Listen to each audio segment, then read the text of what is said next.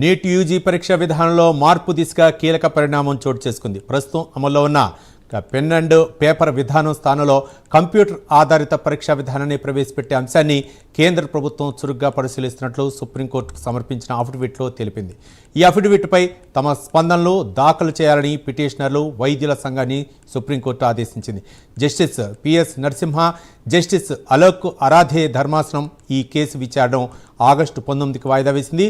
దీంతో NEET UG పరీక్షా విధానంలో మార్పులపై చర్చ మరింత వేగం అందుకుంది.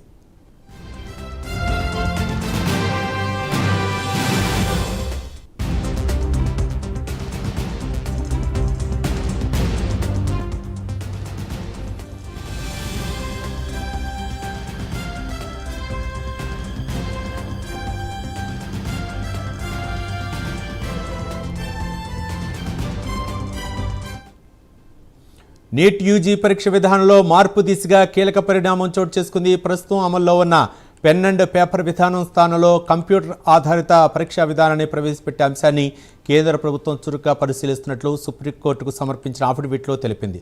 ఈ అఫిడవిట్పై తమ స్పందనలు దాఖలు చేయాలని పిటిషనర్లు, వైద్యుల సంఘాన్ని సుప్రీంకోర్టు ఆదేశించింది. Justice PS Narasimha, justice Alok Aradhe ధర్మాసనం ఈ కేసు విచారణ ఆగస్టు 19కి వాయిదా వేసింది. దీంతో నీట్ యూజీ పరీక్షా విధానంలో మార్పులపై చర్చ మరింత వేగం అందుకుంది.